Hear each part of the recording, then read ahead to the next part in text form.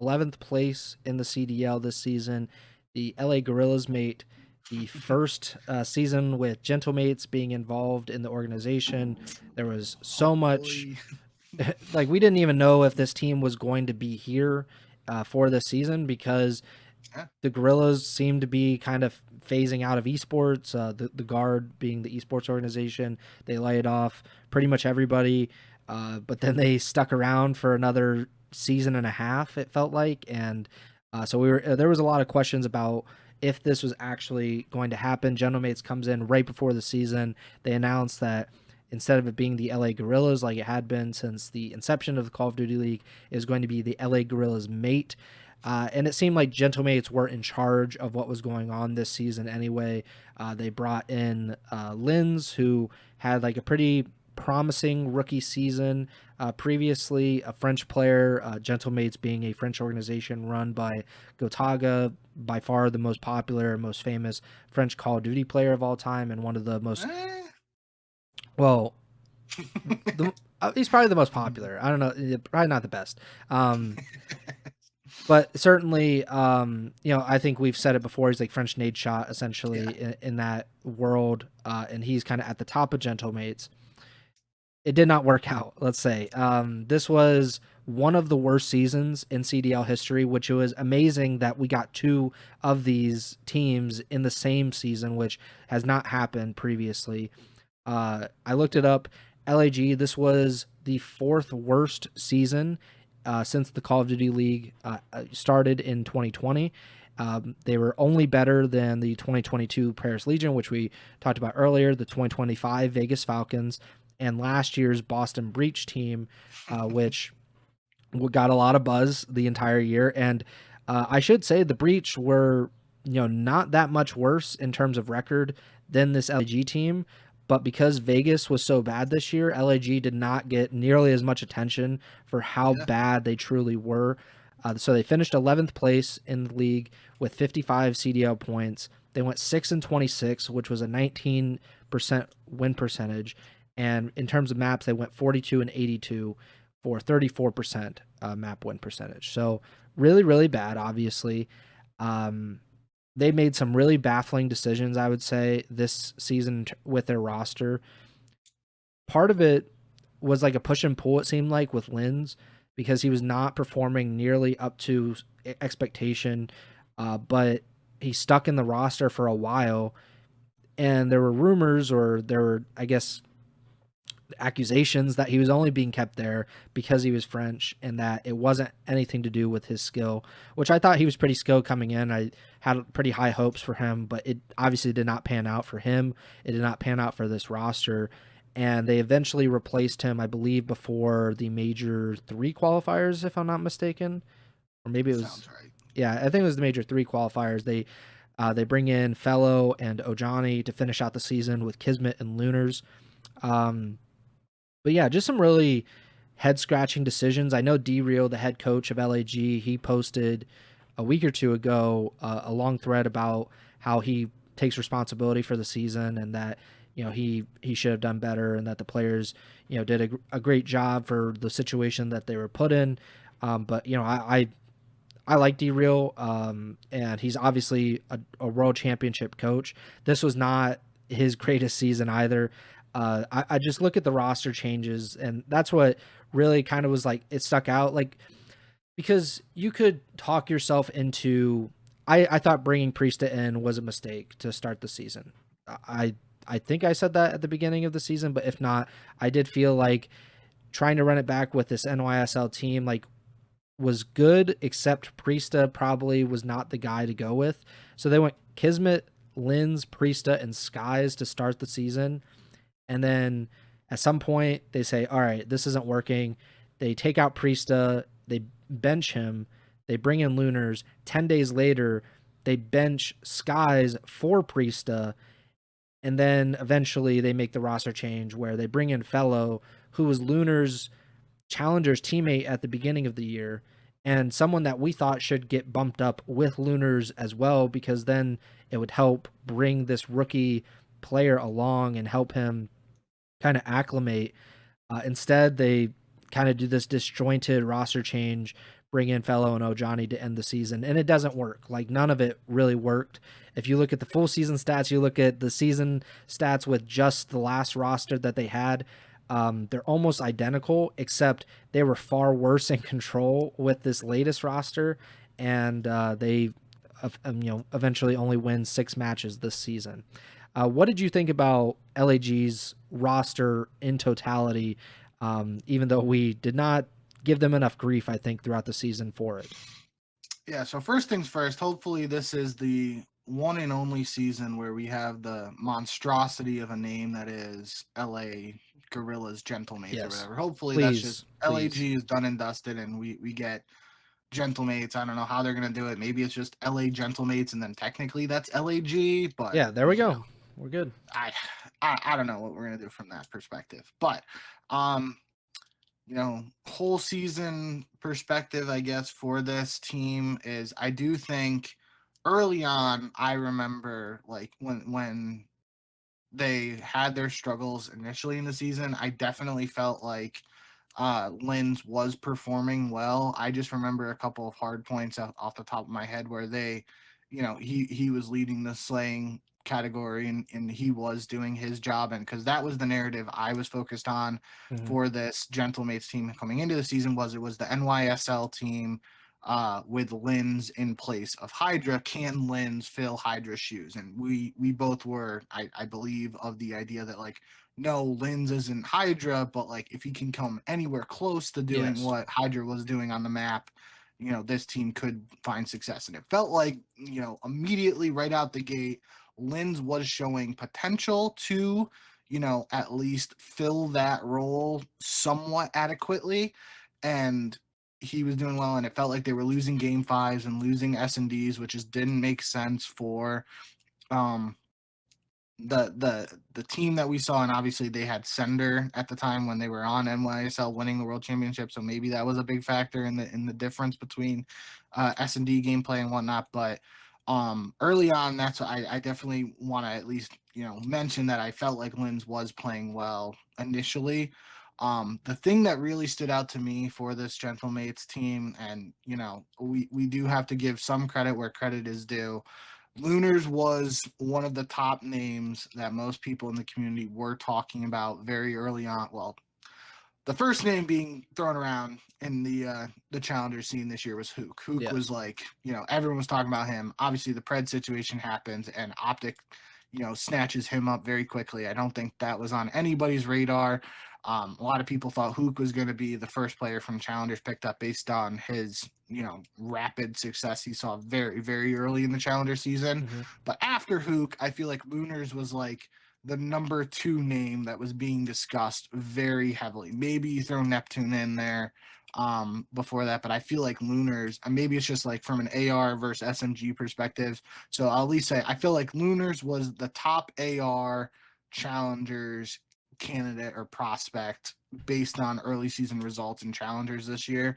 And Gentlemates did a good job identifying that they needed to make a roster change, and they gave him a chance. What I didn't agree with and I thought was weird was the whole like tango or whatever, however you phrased it early on, where they bring Lunars in for Priesta, then very quickly uh, bring Priesta back in for Skies. I thought that was a little weird, and it just felt like you were the one advocating for, if you're going to do that, just bring Fellow and Lunars in together and move on from Priesta and Skies completely. Obviously, that doesn't happen till later in the season, but that like just that instance of they did a good job identifying Lunars as a prospect they wanted to bring into the team. But then I don't want to say it's like second guessing, but like the the quick roster change after that of bringing Priesta back in and getting rid of Skies, that didn't like fit with like if I'm grading it, I feel like I give them an A for identifying Lunars as someone they wanted to bring in. Obviously they didn't get the results with him, but like identifying they want to make that move, targeting him, and actually signing him to the squad, they did a good job there. But then that little roster shuffle after that with Priestess Skies, that just didn't It that doesn't seemed off fit. to me, and maybe it's some behind the scenes stuff, like it just wasn't working with the comms or it wasn't working chemistry wise. I don't know, but even then, it felt like it was very short. Um, they gave that initial roster with Lunars, Skies, Kismet, and Lynn's a very, short leash, and that felt weird to me. So I don't know what happened exactly there, but that's kind of how I look at this Gentlemate season. Is there are um some glimpses of hope, or just some specks, or whatever the phrase is, like you see something in the endless void. There's some tiny specks of light in there and whatnot. Like even with this recent roster, Johnny has had some moments where he's played well. Kismet's been basically a rock most of this season. He's done what Kismet has done, historically. Like he can be 99 Kis at times, but if when he's not 99 Kis, it looks different when he's not 99 Kis if Hydra's next to him, as opposed to some of these other players that he was playing alongside this year. So I just think overall there really were, some moments that gentlemates, like that there's something to, it's not all doom and gloom for this team. And another thing just completely didn't even mention here is really the fans that gentlemates brought in. We've talked about the viewers on other um episodes and whatnot. Like some of their matches were some of the top viewed matches, even for a team that wasn't playing well this year. So what does that look like for gentlemates if they continue to compete in the CDL and they get a team that actually is competitive? um that's something to keep in mind. And the other thing alongside the fans that still sticks out to me is after Major One, when that gentlemates team lost, that event was in Barcelona, Spain, whatever, Yeah, or Madrid. I don't remember. It was in Spain. They had like that huge, like not like a meet and greet, but it was like a huge circle of fans, and the gentlemates team like walked out into them, and they're all cheering them as they literally got a top 12 placing. And it's like yeah. those fans were like, that was really cool to see. So in totality, I don't, it's from a results perspective, Gentlemates did not have the season they obviously wanted, Of but course. there are some things that they could look to moving forward. It's not, all doom and gloom in my eyes, but I wouldn't be surprised if it's, they completely blow up this roster and we see something totally different in 2026. Yeah, they it's just my thing right now is the last point that you made about them being a really popular team, especially with the French crowd, bringing in these fans that I think have been largely alienated over the last 5 years because of the CDL. Like, Vitality pre CDL was the team for French fans. Like that was, we. I remember like Gfinity, like the first Gfinity events, like that was very cool. Obviously, Esports World Cup, like pre-Saudi. It was in Paris, I want to say, and obviously the French fans were crazy there. It was a cool atmosphere, and I feel like those fans just have not been served properly for a long time. And this is probably the best chance to do so because the Paris Legion just completely just ignored them. Essentially, they had one French player, Brezi. He never played that entire season in 2020. So like they basically had an Australian roster for the French team, which was it just didn't fit. And now you have Gotaga, and he's the most popular player in the country. He owns the organization. He's the face of Gentlemates. This is the chance for and for the CDL. I'm sure they're like, we want this to work. We do Yeah. not want them to screw this up. We don't want to be in a situation where we look back in 2 to 3 years and we're like, wow, like we have no French fans for Call of Duty anymore because LAG was a complete disaster this entire time. So the CDL is probably, not going to say that, but they're probably very much pulling for LAG to figure it out. That also brings me to, does Lens get another opportunity next season? Because this season was just kind of a disaster from the get-go. It felt like they had a lot of potential. I thought they would be way better. Obviously, I was not expecting them to have the fourth worst season in CDL history, but at the same point, like, can you even bring him back? It will your fans be like, what the hell are we doing? Why are we bringing a guy back that was benched? And I should note, he is not released, if I'm not mistaken. He is benched. So like they released all these other Interesting. guys, they released Skies, they released Priesta, they did not release Lins. I think that might be pretty telling to how they feel about him and what the future looks like for him, because I would not be surprised if he's back with LAG, if it's Gorillas mate, if it's LA Gentlemates, whatever it is. I would not be surprised if he is on this roster in 2026. That brings me to the next point, and that's the keeper cut. Kismet, Yep. Fellow, Lunars, Ojani, and D Real. I think D Real has the championship pedigree. There aren't many head coaches that have a world championship under their belt, so I would probably keep him. If I could, I would definitely keep Kismet. He's the, all these other players, like if you had to pick one, I'm keeping Kiz because I believe that he can be the, for a championship run, I think he can be the best player. At the worst, he's going to be your second best player. And I don't think you can really say that about Fellow, Lunars, and or Ojani. But I see the point of they brought Lunars in. Was it really just for one season, right? Like it, when you bring a young guy in who's never played in the CDL, he's not this 18-year-old phenom like Hydra was with NYSL, where they knew exactly like he's gonna be a difference maker year one. I don't know, like LAG, did they really bring in Lunars, and are they gonna give up on him essentially after not even a full season because he didn't get the full year? That would seem weird. So if I'm LAG, I probably keep Kiz and Lunars and then Andy Real. But what do you think? I think they completely blow it up, in my opinion. Not including Lens here. I wouldn't be surprised if Lens gets another chance or remains on the team, even in a bench capacity. Yeah, Um, love Kismet. I think if they do keep anybody from this team, I would say keep Kismet, but I think he can go to another team.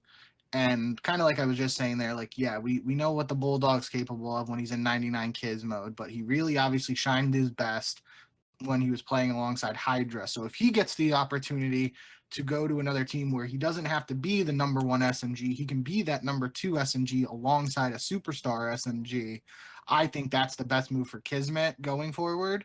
Um, I do think, unfortunately, it feels like just with um, the results from this year and whatnot, I feel like Lunars is going to find himself back in challengers yeah, to start next season. Obviously, and could be a situation where he goes back to challengers and fries at the start of the year again, and then he's right back in the same situation next year and gets another opportunity.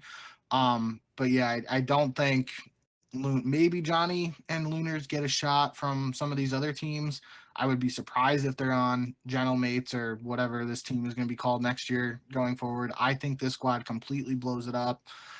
They do have Marky B on the coaching staff too, so I agree with you there. They keep the coaching staff intact, it's a good coaching build a new staff. squad. Yeah. The interesting name, I mentioned it when we were even talking about you know, going back to Vancouver, even, well, Vancouver wasn't an option, but I just know around that time talking about options, that the one name that I feel like always comes back up in terms of players who haven't gotten a chance but have that French tie is Cobra. Um, so, I don't know exactly how his season has gone this year in Challengers, but it's possible that maybe they give him a shot finally and we see what he's capable of.